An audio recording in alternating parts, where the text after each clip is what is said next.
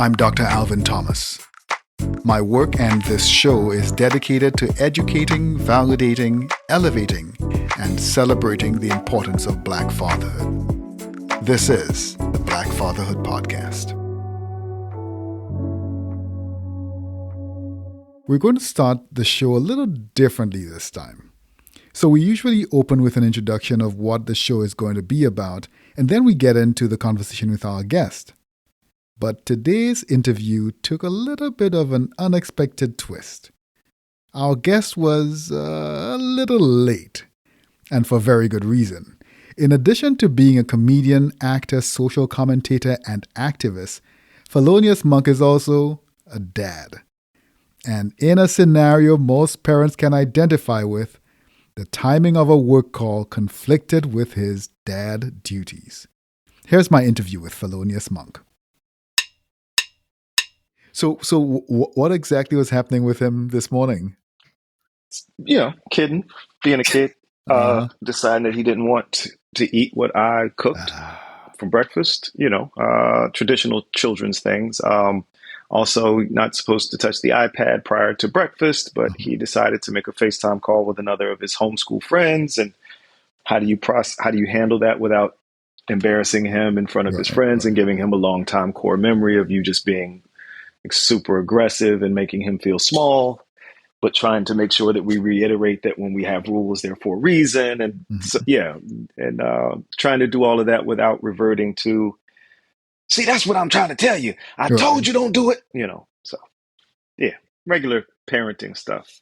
I like that you call it regular parenting stuff because it sounds like you're so mindful and intentional about everything that you're doing. I'm absolutely, I spend way more time than I thought I would questioning how to do very seemingly simple things with my kids, how to teach them things that we take for granted that we all know how to do, right? Brush your teeth seems like a simple thing. I've been doing it for so long. I don't think about how I learned how to turn the angle of the brush so that it met right where my teeth and my gums line up. But now I have a 7-year-old whose hands are considerably smaller, and I'm trying to teach him how to do that at the same time, trying to make it a habit, right? So it's a skill that I'm trying to make a habit, and he doesn't like either of those two things. He doesn't like routine if it's not fun. He doesn't like, me to teach him things because he's a very independent, I know how to do it. I've seen it. And so I understand that that's all normal child development. That's all normal behavior. That's all a normal thought process. But also it's very frustrating because I need him to learn it quickly so we can move on to the next thing, right? And realizing that none of that's his problem, it's all mine, is why, it seems like it's very mindful, because I'm constantly stopping myself and going, okay, is he doing something wrong? Or am I not processing well the regular thing that he's doing? And 99% of the time, it's me trying to process this normal behavior, this breakdown, because he was treated what he felt was unfairly. It doesn't matter that it wasn't a big deal to me. It is a big deal to him, and I love him. So what would I say to someone that I loved when something happened that hurt them? Right. So yeah, it's very intentional. It's a constant engagement, even when he's not around. But also, when it works, it's amazing. And even when it doesn't, it's like a cool challenge. Like, how do I figure this next lesson out for him? So, yeah. Anywho, yes, Black fatherhood. Hi, Black daddy.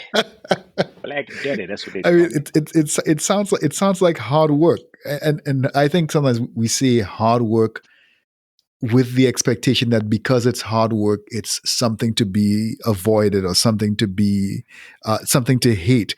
It's hard work because it's love, and it's hard work because it matters and because it's going to have all of these long-term ramifications. And so it's even more necessary because it's hard. Yeah, I think the fantasy for everything, for your job, for marriage, for parenting, is that love is enough to make things easy. You've heard if you love it, it's never work. And I wish that were true. I adore my wife. I like her, Right. in addition to loving her. I don't have any, she gets on my nerves stories about my wife. But Right. what I will say is every day we still have to actively work to stay connected, to stay engaged, to make sure that, the job or the kids or the traveling or the whatever isn't changing fundamentally how we relate to each other. That's work. Whether Hmm. it's not fun all the time. Sometimes you're doing something else and you go, I haven't spoken to my wife in 5 hours and she's Mm. literally in the other room. Right. That's not okay. Let me go and just put my eyes on this lady real quick. And then you go back, but Right. it's all work, right? I do comedy for a living. It is the most fun job you could have. I stand in front of people and say silly things and they laugh at me and they give me money. Mm. But between those things, I have to think of new funny things, right? Right. And I have to, because of the type of comic I am constantly trying to find funny in the hardest thing to find funny in, right? There's a joke, it's a joke about intraracial violence or a joke Hmm. about, homophobia or a joke about whatever the joke is about. I would much rather just tell jokes about, my kids get on my nerves. I would Right. love to Right. do that,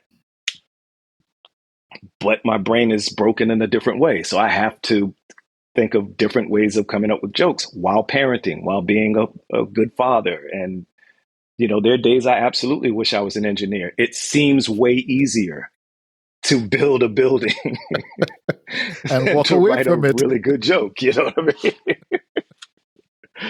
So yeah, Uh, it's work. It's hard. I don't want to say it's not hard, but it's not soul sucking work. I've done right. easier work that made me sad, and all of Mm. this work, you know, people talk about the payoff with children. There's no payoff. There's no real payoff. The idea that your kids are gonna take care of you in your old age or you're gonna have great, that's not, if that's why you're doing it, you might end up disappointed. It's it's a really cool relationship with more people. That's all it is. I've gotten to watch this kid go from, refusing to latch to now refusing to, eat traditional Ethiopian dishes. It's so much fun to see how consistent his behavior has been. But also, like, there's nothing in the world like watching him get excited about something Right. for the very first time and getting to participate in somebody's firsts over and over. And Right. you know what I mean? Like, it's not, there's only so many things I can show my wife that she hasn't seen. We've been together a Right. decade now. You know what I mean? It's like, oh, baby, I'm going to show you the East Coast. Well, we've been to the East Coast now. Right. It's nothing new for her, right? But the kid, he might see a different kind of leaf outside and And he just, brightens up. oh my God, daddy, look what I got. Oh my gosh. This is like, this thing in Pokemon that does Right. this. And these are all, Yeah. comparisons and analogies I didn't have a framework for. I don't Right. watch the shows that he watches. So he not only is excited about new things, he gives me a completely new way. Mm. And it's not a throwback to when I was young. He's showing Right. me things that didn't exist when I was young. So it's a mutually beneficial relationship, even though I think a lot of times we as parents believe we're doing all of the heavy lifting. They give us so much more than we give them credit for. You mentioned your comedy, and you know for a fact that we're going to spend some time talking about your comedy. But before we jump into your comedy and kind of dig into that, there's also some activism in your background as well. We'll Mm-hmm. talk about that in a little bit. But I wanted to start on what kind of really brought me into your work, what really kind of brought you into my orbit or me into your orbit for a different perspective. And that is one of your most viral moments. You were the driving force behind the Black Men Smiling hashtag on Twitter a few years ago. Where did that come from and why did you do it? So I have two kids. My oldest is about to turn 19. She's a sophomore in college. Mm-hmm. But it's not it's I've never thought about smiling around her because Mm. it's my baby girl, right? And you smile around your baby girls. And I've heard this a lot, from other parents, and it never really hit me until my son was here. And they say it's you raise girls but you love sons, or girls are easier to raise than boys. And that's not exactly true. I think what I found was raising both of them requires the exact same amount of effort. Hmm. And there are different fears that you might have with each kid because of society. It has, you Right. know, you try not to make that your thing, but you have your different fears with your kids, but you don't treat them differently. You don't love them differently, and you don't prepare them differently because the world is shifting. And preparing my daughter to be like this, you know, Stepford wife for a future where Stepford wives don't exist is silly, Mm. right? And preparing my son to be this, you know, the man I was raised to be is silly because the climate is shifting.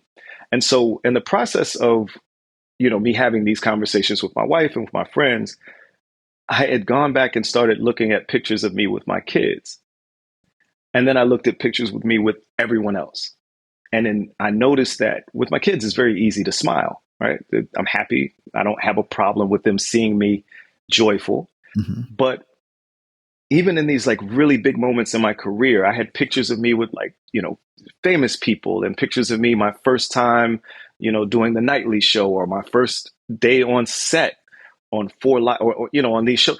And every picture that I saw, it was me with this stern, you know, and I don't know who I was trying to intimidate. Yeah, I was Right. at a, you know, we're at a panel for someone's right. So okay, sure, that's sad, but you're on a TV show and here's a red carpet event.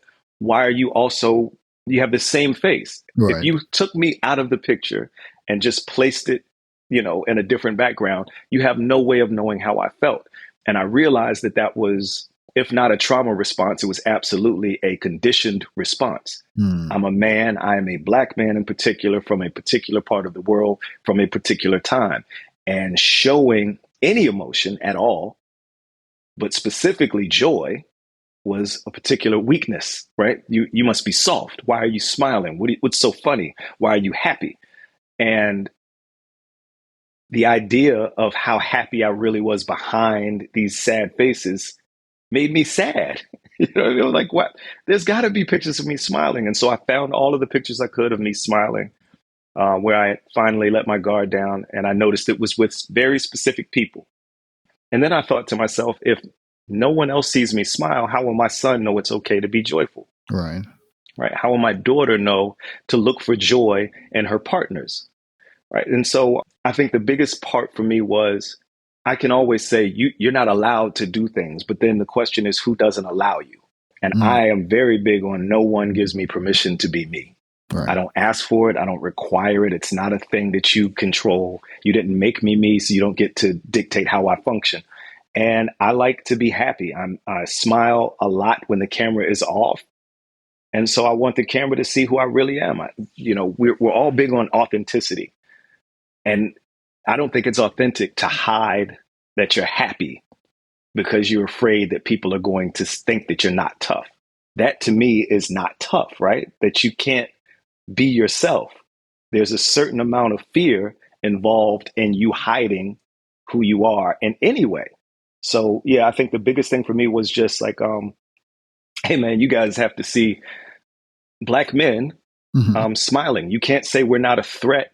We're not a monolith. We're not this, that, and the third. But every picture you see of us looks It's exactly a the same. We monolith. all Yeah. look. Right. What's up? Right. You know. So there's a picture of me with one of the cast members from For Life, and we're doing the black guy thing where our eyes are smiling, but our faces aren't. Right. Like Yeah. if you know us, you can look at the picture and go, they're very happy. And Right. in the picture, the other brother was doing the peace sign thing. And a woman, it was posted on Facebook in like the For Life fans group. And a woman, I'm certain it was like very sincerely asked, is he throwing up a gang sign? Mm. And it was the peace sign. Right. And I thought that the peace sign was universal. Like Right. sure, there are all things you can do with your fingers and people don't know. I've seen, you know, people in fraternities throw up their fraternity sign and people think it's a gang. But I had Right. never seen the peace sign misread as a gang sign. And then it hit me in context of the picture. Yeah. Who is throwing at the peace sign? Two guys looking like this, like Yeah. that doesn't look peaceful. Yep. So, you know, I'm not victim blaming and saying she was right for saying, but also all of these things combine to give the world a picture of you.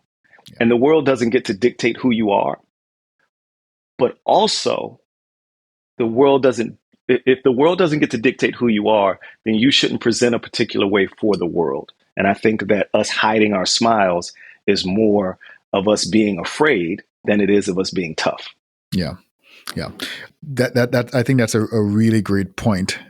And I think Ta-Nehisi Coates talks about it, that we often think that this external bravado is a demonstration of our toughness, but if we really spend the time thinking about it, it's really a reflection of our own inferiority or our own fear or our own Yeah. concern, and we're trying to shore ourselves up against what we think might be an impending attack. It is at some level also a traumatic response. But I'm sure that that's going to come up again in our conversation. You've been a leading social activist for many years now, including being involved in protests following the death of Trayvon Martin, for example, and traveling to Ferguson, Missouri after the shooting of Mike Brown. What drives you to protest? I don't like to hear people say, but what can you do? Mm. It's really as simple as, my daughter said something recently during a visit home from college. And she said, men made all of this. Mm. So men could very easily make something different. This does not have to be the way that we live. There is no institution that exists that was not created by human beings. And therefore, there's no institution that exists that human beings could not demolish and create a better version of. So we tend to have this idea that things are like this. And what can I do? It's too big for me. And if we go back historically and think about every horror, every major traumatic thing that happened to humanity, there was a turning point where good people who wanted it not to be that way decided that it wasn't going to be that way anymore, Mm. right? Yeah, I mean, there were people who woke up every day enslaved. Mm-hmm. And then there were people who woke up enslaved and said, I'm going to run. Yeah. And then there were people who woke up who were not enslaved who said, this can't stand. This isn't the way it has to go. Someone has to do something, right? And that's not a knock on the people who feel overwhelmed. Right. It's a lot. Look, I was just thinking about this yesterday. It is a lot. There's smoke coming in from Canada. There's smoke coming from California. There are people in California who live with these fires every day. And that's just the environmental stuff. You see what happened to Maui. You see what's going on with flooding in places where flooding is not supposed to happen. Burning Man, there's a desert with a thunderstorm that flooded Burning Man, right? These are just all environmental things. The Right. orcas are all, organizing. I don't know their language, but it seems to me, I can't say, but I can say the evidence is that Right. the orcas are organizing and they're doing so very well. And again, those are the environmental things. There are RICO charges that just were passed down against activists in Atlanta who were protesting against the cop city upcoming, right? And so the fact that they were organizing bail funds for the members who were arrested has now been included as a RICO charge. The number of Wow. times that I've donated to GoFundMe's to free people during the holidays, for example, women who were arrested during the holidays because they haven't been to court yet. There's no reason for them to be held other than the fact that they can't afford their bond. Right. And so you're telling me that by me funding someone else's bond, I am in a continuing criminal enterprise? But we know that's not what's happening, right? So we know that between RICO charges for activists, environmental issues, the fact that half of the people in this country, literally half of the US citizens don't have control over their own health decisions, right? So it's really easy to go, well, women shouldn't do this or men shouldn't do that. But if you think about it just from the standpoint of these are citizens and there are citizens who have rights that other citizens do not have. There's literally no one who can tell me what I can or cannot do with something that's in my body. My wife does not have that option if she lives in certain states. To just go, that's messed up. I mean, I get it. Again, very overwhelming, a lot happening at once. But for me, I don't have much time left, but my kids do, hopefully. And so I'd like to leave them something better. but I also have always wanted to be a person who doesn't look in the mirror at night and go, I wish I had said this, or I Right. wish I had done that, or I wish I'd been more forceful here, or I wish I hadn't said that, right? Or I wish I hadn't done that. And so, yeah, the activism is from a selfish place in that I don't want to live in a world that's like this anymore. There's some altruism in it. I would love for everyone to feel the same way I feel when I'm in a good place. But mostly, my daughter hit it on the head. Human beings created this entire system. Human beings are the only ones that have the capacity to fix it. And there is no enticement for someone who has power to change this system.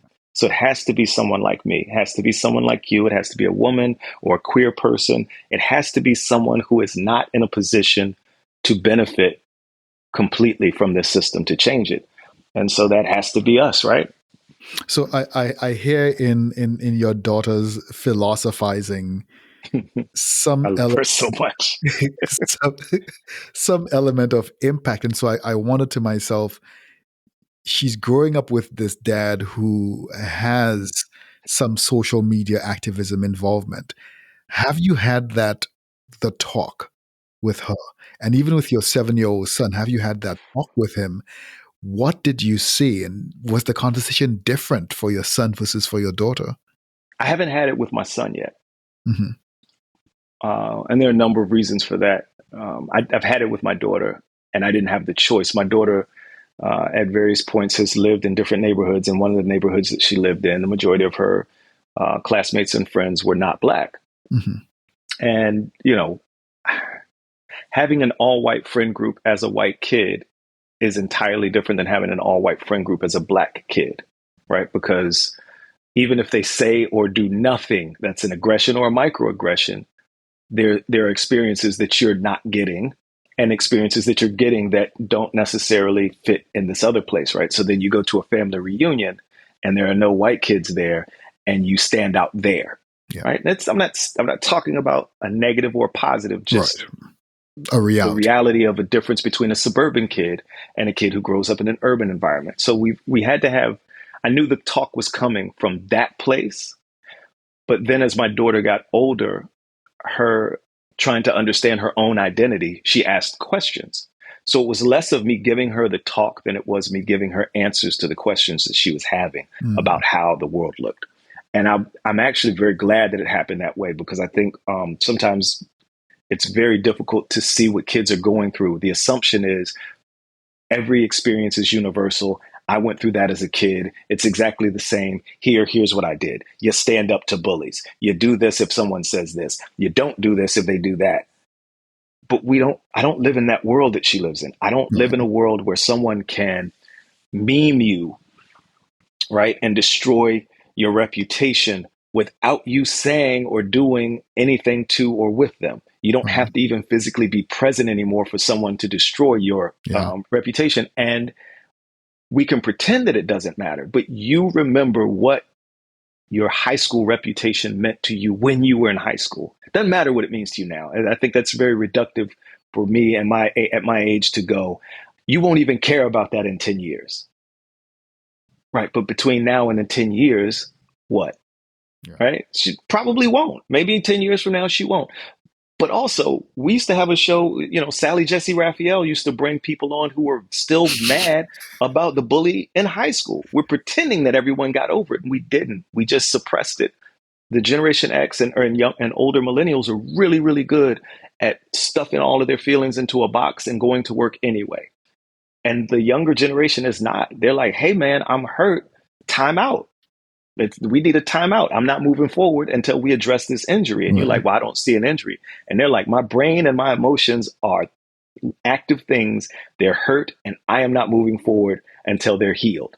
And so when my daughter was asking questions, my first instinct was like, are you mad about that? Mm-hmm. That's nothing.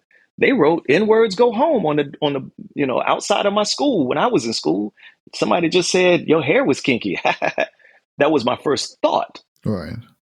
But then I went, wait, if I went to school every day and people just made constant remarks about my hair, I would feel a way about it. And you know how I know I would? Because I'm 51 years old. And as the corners of my hairline start to creep back farther and farther, I, at my big age, am still kind of self conscious about it. Yeah. So why wouldn't my, 14, 15, 16-year-old daughter, who's being told specifically that women's image matters more than every other thing that they have, why wouldn't she be concerned about somebody talking about it? So I have to deal with that part, Hmm. not the idealistic, the world will be better if you don't care about people's opinions. It would be much better, but that's not the But world. that's not the reality. That's not the reality.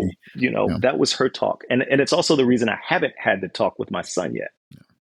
The fact that he's homeschooled means that we've been able to allow him to not deal with that Right. a lot longer than we had my daughter, right? He's 7.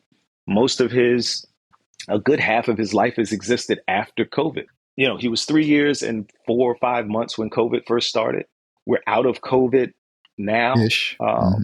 But, there's still, by him being homeschooled, he still isn't engaging with people in the same way. And we have a lot more control over it. So it's like, you know, when Mike Tyson was a young fighter, this is a weird segue, but I promise it makes sense. When Mike Tyson was a young fighter, they knew that he had the potential to be the world champ. They didn't. It wasn't when he finally won it. They knew way before then. But one of the things people miss in the run up to Mike Tyson knocking out like his first 17 or 18 opponents was that those opponents were handpicked. Those Mm. were opponents that would allow him to work on some things, but they weren't a real threat. The Right. likelihood of them beating him was very low. The likelihood of them surviving 3 rounds was very low. So you're building his confidence while making sure you're adding to his skill level with each additional opponent. And by the time you get to your 20th fight, he's got all the tools he needs in addition to his natural talent to be a champion. I'm not going to give my son a 17-year-old lesson at 7 because the world is harsh. It is harsh. My job is to protect him from that harshness until such time that he has the skill set necessary to handle that information. When you're 7, even if things make logical sense, they can feel so off that you can't process them. Right? There are times where I explain to him, when you drop something, you pick it up.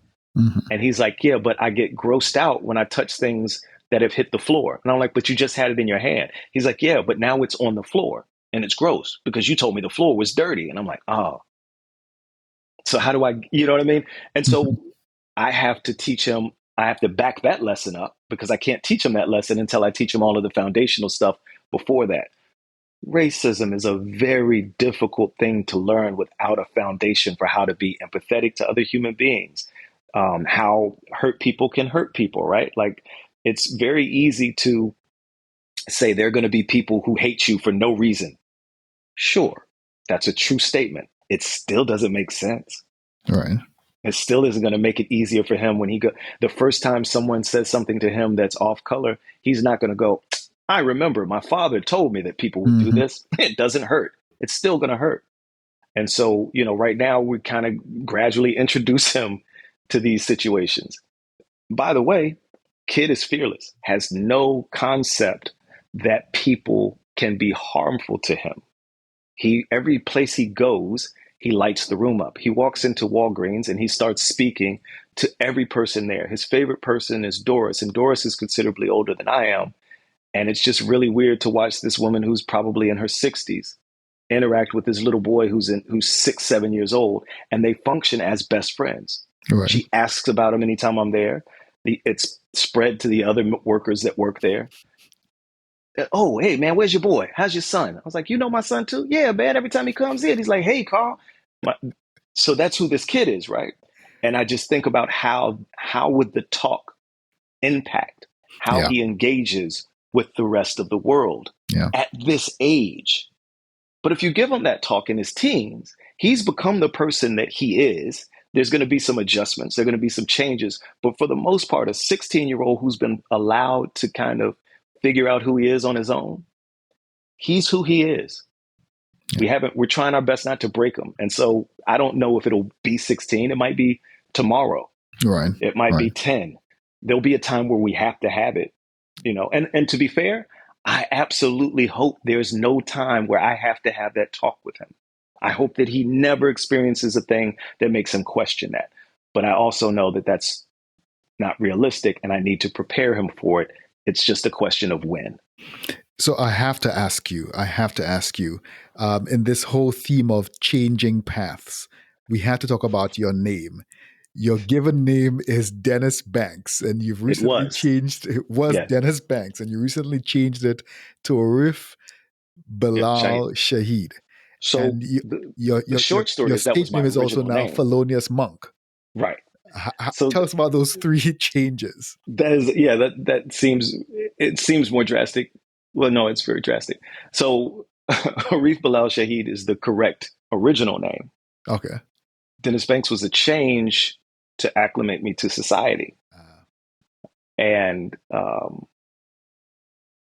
I think that, I've always fought with that because the other side to that was the last name was also changed, Mhm. right? My mother married a guy and then divorced him, but the name stuck. So Banks isn't even, there's no one else in my family with that last name. I have no genetic material from the Banks family. Right. And so if I ever meet a Banks and they're like, oh, we probably cousins, we're probably not. I have no blood connection to you. And so when my son was born, it hit me that I was now passing down a name that never belonged to me anyway. And not even in the traditional sense, that Black Americans deal with where they go, oh man, this is a slave name. That Right. wasn't even the case in my name. Mine was changed so that I would fit in to a place that I wasn't going to fit in anyway. It's just not going to happen. Not because of the society, because of me. I'm just not a fit in guy. If something is stupid to me, even if it's an innocuous thing, I'm going to say that's a stupid thing. Now, as I've gotten older, I realize you can't just yuck people's yum and call everything stupid. But there's still a lot of things that I just don't do that are socially normal to do because to me, that's stupid. It doesn't make sense for me to do that thing. Right. And I didn't want to do that to my kid. When he asked me, where did we get this name? I wanted to give him an answer that made sense. Where did we get this name? Well, your grandmother married a guy and that guy adopted me. But then your grandmother divorced that guy and I haven't seen that guy since. I was 12 when that happened. So let's see, 40 years ago, your grandmother was with a guy for like 3 years and that's why you have that last name. It makes sense. Right.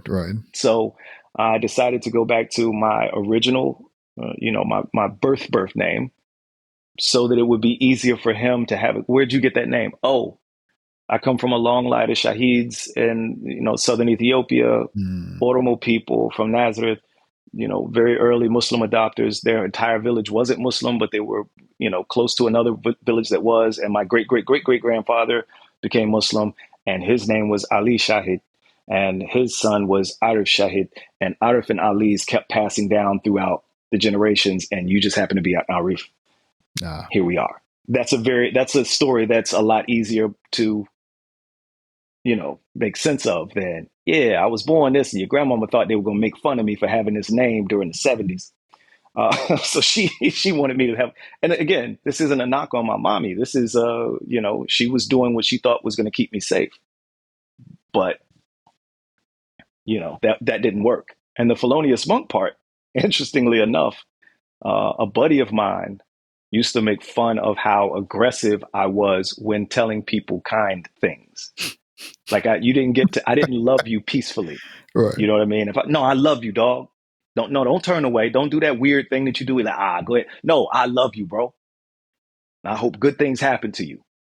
And I hope, matter of fact, I hope the Black Fatherhood podcast takes off and does ridiculous numbers. I hope it's the biggest podcast on earth. And the reason why I hope it is because you deserve it. Not because anybody needs it. You deserve it. You're a good enough person. You deserve the best things on earth. The dude was like, yo, that's a very aggressive way to say I love you, like a felonious monk. And I was like, well, I think that's hilarious. And so that I changed all of my social media handle to that. And then I got booked for my first big headlining gig at Gotham Comedy Club in New York City. Right. And I saw the name up on the marquee. And I was like, well, that's my name now. Yeah. That's what I'm going by professionally. Like I hadn't accepted that was my professional name. It was kind of my social media tag. And if people asked me, I would tell them my name. It wasn't like a secret. Right. And then they put it on the marquee and I went, I think that's my name now, dog. I think I am Felonious Munk. So That is quite the story. Thank you so much for sharing that with us, Monk. yeah, Um, yeah, it was a really, really exciting and powerful conversation. I really appreciate your time. Really appreciate you plumbing the depths of your stories and your life and allowing myself and the listeners a glimpse into who you are and who your family is and even your kids as well. Thank you so much. I appreciate it. you almost had one of them in the That interview sounds himself like it. because he did not want to leave. He was very Sounds much like it. playing his games and doing the whole, do I have to? I can be quiet. I know, dog. I'm thinking one of these days we might have to start having kids join the podcast with their dads. you you would not have gotten an interview with me today. The I would have same wanted to kid hear who what he goes had to into say. you would have heard. Listen, this kid. I used Walgreens as the example just because that's the easiest one because it happens the most often. It's literally Right. on the corner. I'm a New Yorker, so I like bodegas. Chicago does not have bodegas. I go to Walgreens like it's a bodega. So I'm there literally every day. This kid has that relationship at 7-Eleven. He has a friend at the 7-Eleven. He has a friend at the Ethiopian restaurant that work at, that we go to so often that sometimes when the wait staff that he doesn't know is working, he walks in and basically explains to them how they're supposed to treat him. He's like, hey, I'm here all the time. So if you see me go behind that thing to get the games out, it's okay. I'm family. If I go into the kitchen, it's fine. Mama T knows me. We're good. So you could just, that's who he has no concept of shy. Right. I need to get to know. No, you should know me. He functions in this place where I'm someone you should know. And that's how he approaches the entire world. And I honestly envy him for that because how great would we all be if we were just comfortable Yeah. putting our full selves out there all the time? And that's him. So, yeah, you get a better interview from him than from me.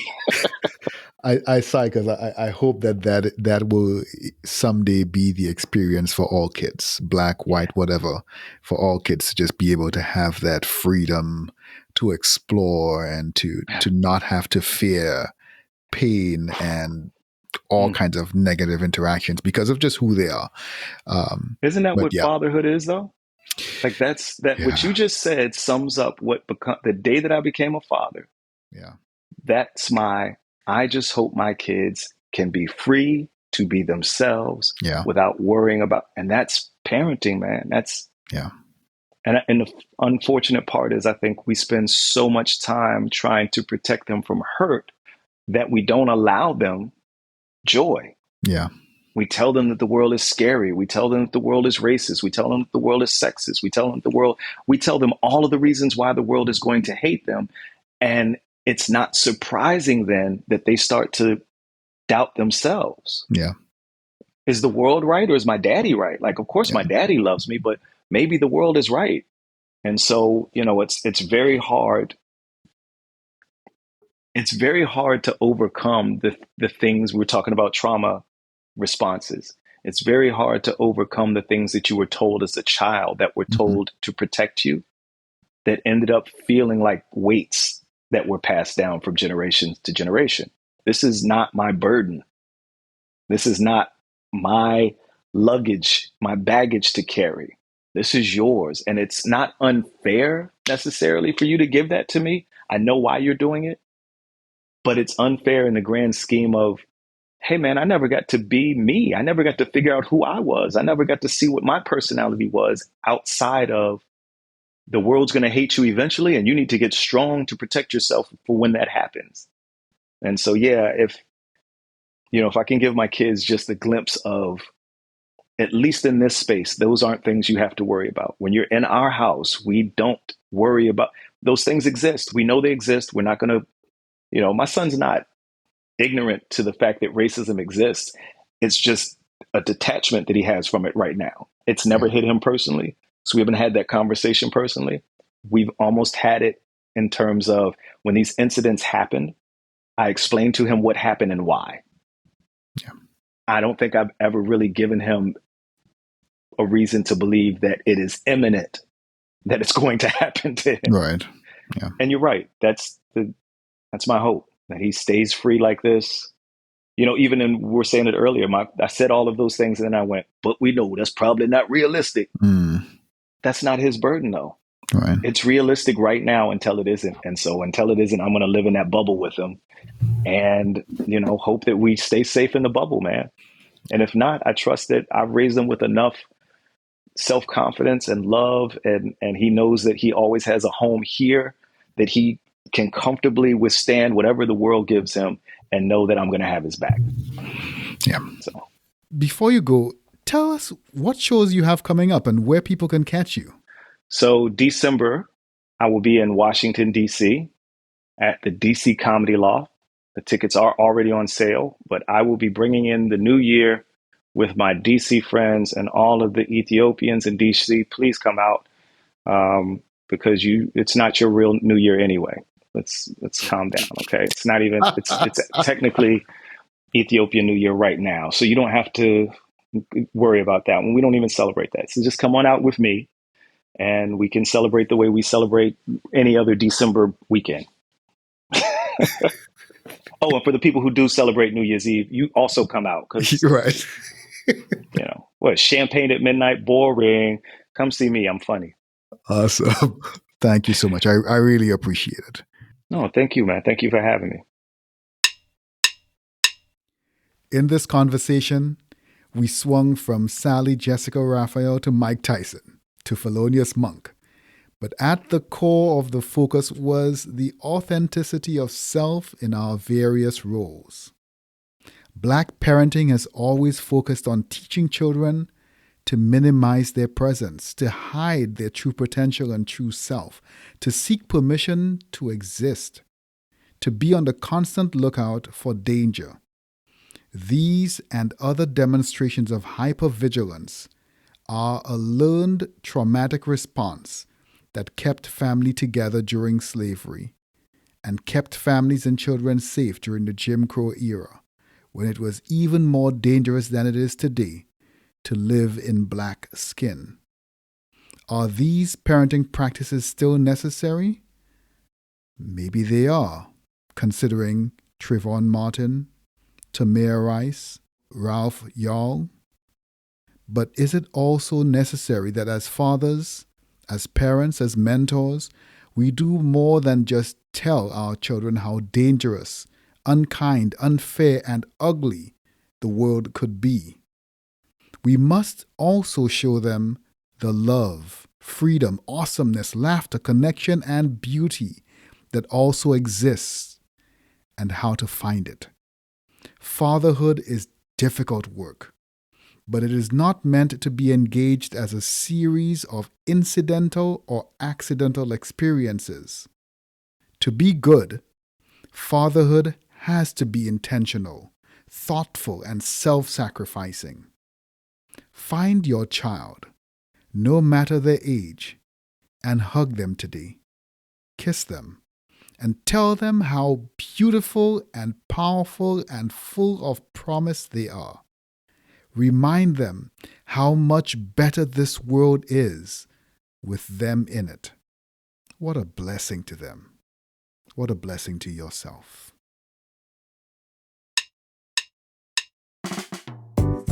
You've been listening to the Black Fatherhood Podcast. I'm your host, Dr. Alvin Thomas. I'm a clinical psychologist, researcher, and the director of the TriLab at the University of Wisconsin-Madison's School of Human Ecology. Original music for our series was composed and performed by Micaiah De Silva. Our series producer is Joe Ruby. The podcast is supported by the School of Human Ecology at the University of Wisconsin-Madison. And you can follow me on Twitter at Dr_AT758. That's Dr_AT758. And on the web at thomaslab.humanecology.wisc.edu. make sure to subscribe to the Black Fatherhood Podcast, wherever you listen to your podcasts.